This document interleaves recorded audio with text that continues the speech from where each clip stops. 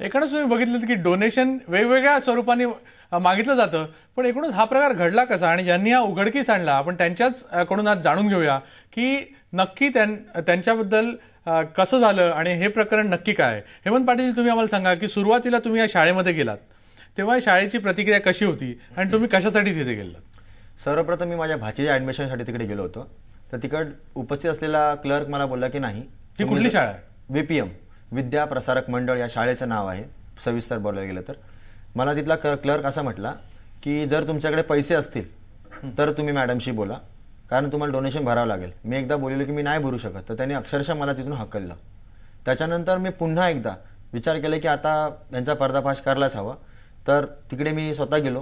पुन्हा एकदा त्याने रिक्वेस्ट केला की मॅडम ॲक्च्युली काय मला सांगा तुम्ही की किती पैसे लागतील काय वगैरे.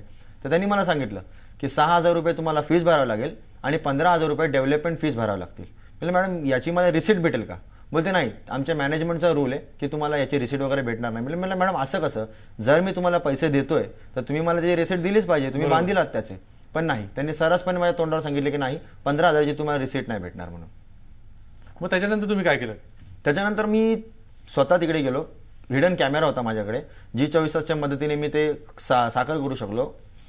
मी तिकडे गेलो, कॅमेरा ठेवला आणि सरळ त्या मॅडमला एक एक प्रश्न करत गेलो की मॅडम कसं करायचं वगैरे, काय पैसे किती भरायचे. तर कॅमेरा कंटिन्यू मी हिडन ठेवला. तर मॅडमच्या निदर्शनास येऊन दिलं नाही की माझ्याकडे कॅमेरा आहे.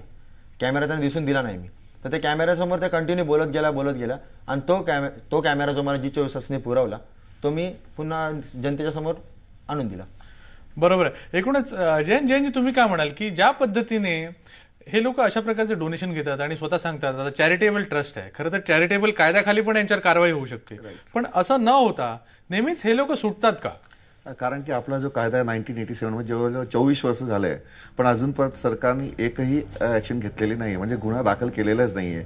आम्ही तरी त्यांना RTI मध्ये पण विचारलं की किती गुन्हे तुम्ही दाखल केले अजूनपर्यंत, पण अजूनपर्यंत कुठेही त्यांनी कॅपिटेशन फी, आता आपण जर बघायला गेलं तर इट इज नॉट फक्त शाळेत नाही, पण तुम्ही इंजिनिअरिंगसाठी किंवा MBBS मध्ये मेडिकल कुठेही गेले तर डोनेशन आहेत.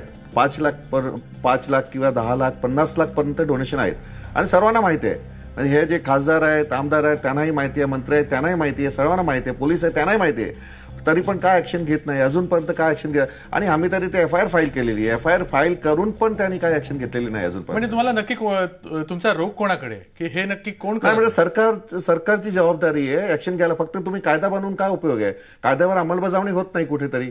म्हणजे अजून 24 वर्षात तुम्ही एकही FIR फाईल करू शकत नाही आणि ऍक्शन घेऊ शकत नाही. म्हणजे तुम्ही त्यांना ओपन हे केलेलं आहे की तुम्हाला जे काय करायचं हे करा. डेव्हलपमेंट फंडच्या नावावर घ्या, बिल्डिंग फंडच्या नावावर घ्या किंवा डोनेशनच्या नावावर घ्या. रिसीट वगैरे देत नाही, काहीच कुठे. पण माझ्यामध्ये खूप लोकांना हे माहीतच नसेल की नक्की आपण कुठल्या पद्धतीने कंप्लेंट करायची. कारण कसं आहे, आज सामान्य पालकांना जर तुम्ही म्हणालात की प्रत्येकांकडे मागितली जाते असं डोनेशन, आता डेव्हलपमेंटल फी सांगितलं का, नावं वेगवेगळी असतात, जी ज्यांना सुचतात ती नावं देतात. काही आता त्यांनी इन्फ्रास्ट्रक्चर हा शब्द वापरला, पण त्याबद्दलची रिसीट त्यांनी द्यायला पाहिजे, पण ती न देता आणि अशा पद्धतीने जर कोणी मागत असेल तर मग नक्की काय करायला हवं आणि कंप्लेंट कुठे करायची? कारण माझ्या मते आज सर्वसामान्य पालकांना हे माहित नाहीये की आपण नक्की कुठे कंप्लेंट करायची, कारण ते नेहमीच हे जे दुष्टचक्र आहे त्याचे कुठे ना कुठेतरी ते शिकार होत आहेत. राईट. पालकांना बरोबर आहे ते. ह्याच्यात म्हणजे कॅपिटेशन फी ऍक्ट काय तेच काहीच माहित आहे. आणि मोठा प्रश्न म्हणजे की कॅपिटेशन फी, आता कॅपिटेशन फी ऍक्टमध्ये असं लिहिलेलं आहे की तुम्ही ट्युशन फी, टर्म फी आणि कम्प्युटर फी हे अप्रूव्ड फीज आहेत. अप्रूव्ड फीजच्या नावावर घेतली काही फी तर हरकत नाही, म्हणजे कॅपिटेशन फी नाही. पण ह्याऐवजी कुठलीही जर फी घेतली, ऍक्टिव्हिटी फी घ्या किंवा डेव्हलपमेंट फंड घ्या किंवा infrastructure cost, miscellaneous fees, activity fee, हे सगळे टोटल कॅपिटेशन फीज आहे. आणि कॅपिटेशन फी ऍक्टच्या सेक्शन 7 प्रमाणे 30 दिवसाच्या आत पैसे दिल्यानंतर जर रिसीट असेल किंवा नसेल, 30 दिवसाच्या आत जर कंप्लेंट केली पोलीस स्टेशनमध्ये, FIR फाईल केली तर 2-3 वर्षाची सजा येते. पण आता जसं हेमंत पाटील यांच्या संदर्भात झालं तर त्यांनी कंप्लेंट नक्की कुठे फाईल करायची? पोलीस स्टेशनमध्ये जाऊन त्यांनी FIR फाईल केली पाहिजे इमिडिएट. आणि FIR फाईल 30 दिवसात, म्हणजे विदिन 30 डेज असतात लिहिलेलं त्याच्यात. 30 डेज FIR जर फाईल केली त्यांनी तर इमिडिएट ऍक्शन होणार आणि अरेस्ट होणार. म्हणजे नॉन बेलेबल आणि कॉग्निझेबल ऑफेन्स आहे. बरोबर. आपल्याबरोबर मिलिंद वाघ आहेत, शिक्षण तज्ञ. मिलिंदजी, तुम्ही काय म्हणाल, हा शिक्षणाचा जो बाजार मांडलेला आहे त्याबद्दल तुमचं मत काय? खरं म्हणजे ही जी पूर्ण व्यवस्था आहे ना, म्हणजे असं इतर कुठल्याही राष्ट्रामध्ये नाही की एवढ्या मोठ्या प्रमाणावर शिक्षणाचं खाजगीकरण आणि व्यापारीकरण झालेलं आहे. प्राथमिक शिक्षणाचा हा जो मुद्दा असेल तर युरोप आणि अमेरिकेमध्येही सरकारी शाळा ह्या जास्त आहेत. आपण आपल्याकडची सरकारी शाळांची जी अवस्था करून ठेवलेली आहे, त्यामुळे आज भांडवलदारांना किंवा या खाजगी संस्था चालकांना एक मोकळं रान मिळालेलं आहे. आणि जसं मग जैनांनी सांगितलं की सरकारची मुळात इच्छाच नाही आहे या गोष्टींवर नियंत्रण ठेवण्याची. पण या परिस्थितीमध्येही पालक जर एकत्र आलेत, त्यांनी जर तक्रारी दाखल केल्यात आणि त्याचा जर पाठपुरावा केला तर नक्कीच या गोष्टींना आळा बसू शकतो. माझ्या मते यासाठी अजून एक गोष्ट महत्वाची नाही, मला तुम्ही एक गोष्ट वाघजी, मला एक गोष्ट सांगा की ज्या पाल्याला शाळेत जायचं आहे असा जो पाल्य असतो आणि त्याचे जे पालक असतात ते खरंच घाबरलेले असतात. त्यांना वाटतं की माझी ऍडमिशन होईल की नाही, कारण हे प्रत्येकाच्या मनात धाकधूक असते की जर माझी ऍडमिशन झाली नाही तर, आणि त्यामुळे तो बिचारा नाईलाजाने पण पैसे द्यायला तयार असतो.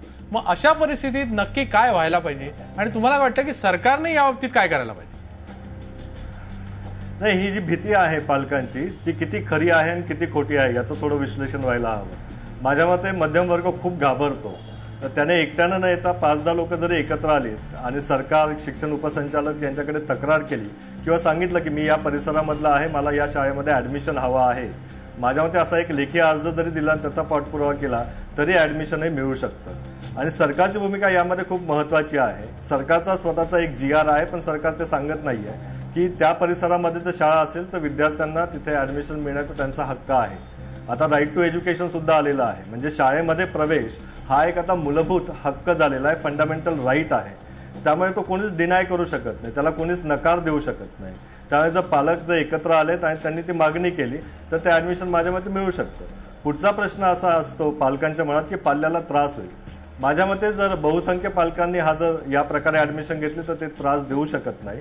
प्रोफेशनल कॉलेजेसमध्ये जसं मार्क या शिक्षकांच्या ताब्यात असतात, शाळेमध्ये तर ती अवस्था नसते. आता तर 10वी पर्यंत परीक्षाच नसतात. त्यामुळे ही जी भीती आहे ती खूप मोठ्या प्रमाणावर मला असं वाटतं की ती वास्तविकतेला धरून नाहीये. पालक जर एकत्र आलेत, हळूहळू पावलं. तुम्ही आता म्हणालात की गव्हर्नमेंटने बरेच GR काढलेले आहेत, पण या GRना कितीचं महत्व आहे आपण शाळेत गेल्यावर या बाबतीत पण मी येतो तुमच्याकडे. पण देवेन दस्तुरे पण आहेत आपल्याकडे, आपल्याबरोबर संचालक आहेत ते देशगौरव एज्युकेशन सोसायटी नागपूरहून आपल्याबरोबर आहेत. देवेनजी, तुम्हाला काय वाटतं की कितीचं योग्य आहे अशा प्रकारची जी फीस घेतली जाते, ऍडिशनल फी घेतली जाते? तुम्ही काय म्हणाल? तुम्ही एक संचालक आहात स्वतः, ही कशासाठी घेतली जाते आणि खरंच याचा वापर योग्य रीतीने होतो का? बेसिकली डोनेशन म्हणजे देणगी, आणि देणगी तेव्हाच देण्यात येते जेव्हा तो देणारा तयार आहे, तेव्हाच. हा सगळ्यात महत्त्वाचा मुद्दा आहे. आणि तो जर द्यायला तयार आहे आणि शाळेच्या जर फायद्यामध्ये, शाळेच्या उत्पन्नामध्ये आणि शाळेच्या उत्कृष्टतेसाठी, विद्यार्थ्यांसाठी ज्याचा फायदा होणार असेल शाळेच्या इन्फ्रास्ट्रक्चरच्या दृष्टीने, तर हे सगळं करायला काही हरकत नाही आहे.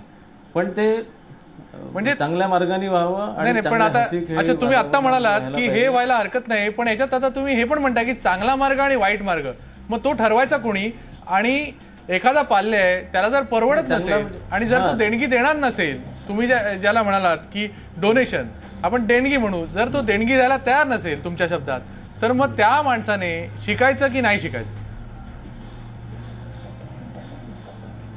नाही, शिकायला तर पाहिजेच. शिक्षण हा प्रत्येकाचा मूलभूत अधिकार आहे आणि शिक्षण हे डोनेशन शिवाय त्याला शिकायला तुम्ही देणार का, हा दुसरा प्रश्न. त्यासाठी त्यांनी डोनेशन शिवाय सुद्धा ऍडमिशन मिळते आणि त्याला त्या प्रॉपर मार्गाने समजा तो जाऊन त्या पदाधिकाऱ्यांना जाऊन भेटला, मुख्याध्यापकाला जाऊन भेटला की बा मला हे पॉसिबल नाही आहे, किंवा मी देऊ नाही शकत, किंवा मला परवडत नाही आहे, तर अशा स्टेजमध्ये प्रिन्सिपल किंवा शाळेचे जे संचालक मंडळ आहे ते नक्की मदत करतात.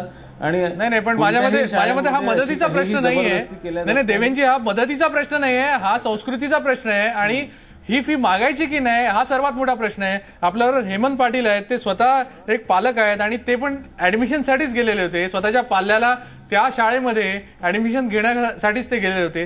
हे म्हणजे तुम्हाला वाटतं का की जी मुख्याध्यापिका होती ती नंतर कॅमेरावर म्हणते की मी डोनेशन मागत नाही, ती बाई डोनेशन शिवाय कोणाला ऍडमिशन देत होती का? अजिबात नाही. तिने सरळ सांगितलं जर पैसे असतील तर उद्या या, नाहीतर ऍडमिशन होणार नाही. मी त्यांना एवढं पण विचारलं, मॅडम मी येऊ शकत नाही उद्या, माझे वडील आणि माझी बहीण आहे, माझ्या क्लिपिंग मी भाचीला बघितलेलं नाही आहे. देवेंजी तुमच्याकडे येतो मी, आपण ऐकून घेऊया यांचं. मी येतो तुमच्याकडे. माझे वडील आणि माझी बहीण माझ्या भाचीला घेऊन येतीलच, तर त्यांना ऍडमिशनसाठी काय उद्या काय थांबावं लागणार नाही, होऊन जाणार. बोलते त्यांनी जर पैसे आणले तर लगेच होऊन जाईल. म्हणजे पैसे जर आणले असतील तर- तरच त्यांनी पुढे जायचं, हो. नाहीतर पुढेच जायचं नाही, अजिबात. असंच सांगितलं. हो, हो, हो. ठीक आहे देवेंजी, याबद्दल तुम्ही काय म्हणाल? तुम्ही म्हणाल ठीक आहे, जर देणगी कोण देत असेल तर घ्यायला हरकत नाही, पण माझ्यामध्ये स्वखुशीने काही गैरसमज असू देणं शकतो. आणि मागून घेणं काही याच्यात फरक आहे. बोला. हा हा हा हे बरोबर आहे की याच्यामध्ये काही गैरसमज पण राहू शकतो, की कम्युनिकेशन गॅप राहू शकते. त्याच्यामध्ये त्यांनी अजून काही बोलले असेल, यांनी काही वेगळा अर्थ काढला असेल, हे सगळं हे सुद्धा पॉसिबल आहे. ते प्रूव्ह करणं तसं कठीण आहे. देवेंजी, आमच्याकडे पण basically कॅमेरावर आहे समजा ना. पालकाला एका शाळेमध्ये, चांगल्या शाळेमध्ये मी बघितली नाही ती क्लिपिंग ऍक्च्युली. नाही, माझ्यामध्ये तुम्ही बघायला पाहिजे. मी पाहिजे पुन्हा सांगतो थोड्या वेळाने ही दाखवायला क्लिपिंग. ही क्लिपिंग काय आहे? कारण जेव्हा हे स्वतः त्या मुख्याध्यापिकाकडे गेले आणि जेव्हा त्यांनी सांगितलं की आम्हाला ऍडमिशन पाहिजे, तेव्हा त्यांनी सांगितलं की तुम्हाला एवढे एवढे पैसे द्यायला पाहिजेत. त्यांनी सांगितलं की याबद्दलची रिसीट मिळेल का? तर ते म्हणाले की याबद्दलची रिसीट मिळणार नाही. जर तुम्ही म्हणताय की देणगी आहे, तर देणगीबद्दल रिसीट द्यायला काहीच हरकत नाही ना. हा द्यायला पाहिजे. देणगीमध्ये रिसीट ही द्यायलाच पाहिजे. आणि देणगी should not relate to admission and TC. ठीक आहे, That is म्हणजे important. म्हणजे मग अशा आणि देणगीला आपण देणगी नक्की देत काय असताना- म्हणायचं? अशा पद्धतीची जेव्हा मागणी होते त्याला तेव्हा आपण नक्की काय म्हणायचं? नाही, त्यांचं देणगीबद्दल त्यांनी म्हटलं असेल बा नंतर पुढच्या महिन्यात देऊ, किंवा संस्थेचे पदाधिकारी येतील त्यावेळेस देऊ, असं काही त्यांनी सांगितलं असावं. म्हणजे एक्झॅक्ट ती एक्सेप्शनल केस असू शकते, त्याबद्दल मी काही सांगू नाही शकणार. पण बेसिकली देणगी समजा शाळेला मिळते आहे, शाळेच्या उत्कर्षासाठी समजा उपयोगी आणत असतील तर देणगी द्यायला पालकांनी काहीही हरकत नाही आहे. आणि फक्त एवढं त्या फिक्स देणगी राहू ठीक आहे, माझ्या मते जयंत जैन आहेत, त्यांना कायदा पण परिस्थितीप्रमाणे देणगी ठीक आहे. घ्यायलाही नको कोणाकडनं. ठीक आहे, जयंत जैन पण आहे आपल्यावर. जयंतजी, तुम्हाला काय वाटतं की आता जसं देवेंजी म्हणतायत की घ्यायला काहीच हरकत नाही, पण देणगी म्हणजे बक्षीस आणि डोनेशन म्हणजे हे बक्षीस असतं असं ते म्हणतात. पण आपण जेव्हा माणूस एखादं बक्षीस देतो तेव्हा माझ्यामध्ये खुश होऊन देतो, जबरदस्तीने देत नाही. आणि जबरदस्तीने त्याच्याकडून बक्षीस घेण्याचा प्रयत्न केला तर त्याला एक्स्टॉर्शन म्हणतात. मग अशा एक्स्टॉर्शनला नक्की काय करायला हवं? हा एक म्हणजे एक्स्ट्रॉशनच आहेत आणि क्रायटेरिया कुठलीही काय हे देत नाही. म्हणजे ऍडमिशनचे क्रायटेरिया असतो की कोणाला ऍडमिशन द्यायचं आहे, म्हणजे काय मेरिट वगैरे असते. इथे काहीच नाही. म्हणजे 200 ऍडमिशन द्यायला 2000 फॉर्म विकतात, 1000 रुपयाला 500 रुपयाला फॉर्म विकतात. 200 जणांना लाईनीत, म्हणजे 2 दिवसापूर्वी तर लाईनीत रात्रभर उभे राहतात आणि त्यांना कोणाला ऍडमिशन द्यायचे आहे, तुमची इन्कम किती आहे, तुमच्या फ्लॅट वगैरे किती मोठा आहे, तुमची गाड्या किती आहेत आणि कुठे जॉब करता तुम्ही, हे सगळे विचारून तुम्ही ऍडमिशन कशाला देता? म्हणजे तुमची देणगीची जे तुम्ही रक्कम ठरवता की किती देणगी द्यायची, तुम्हाला डोनेशन किती द्यायचे, म्हणजे टोटली त्यासाठी पालकांचा इंटरव्ह्यू घेतला जातो वेगळ्या पद्धतीने. पालकांच्या आणि मुलांच्या दोघांच्या इंटरव्ह्यू घेतात आणि पालकांच्या खास करून म्हणजे तुम्ही इंटरव्ह्यू द्या आणि तुमची किती पैसे द्यायची ती तयारी आहे तसे तुम्ही हे करतात. मग कशाला तुम्ही घेता? आता राईट टू एज्युकेशन मध्ये क्लिअर लिहिलेलं आहे की तुम्ही इंटरव्ह्यू घेऊ शकत नाही आणि त्याचे 50,000 रुपये फाईन आहे पहिल्या इंटरव्ह्यू. मी या मुद्द्यावर येतो. केसवरनं सगळीकडे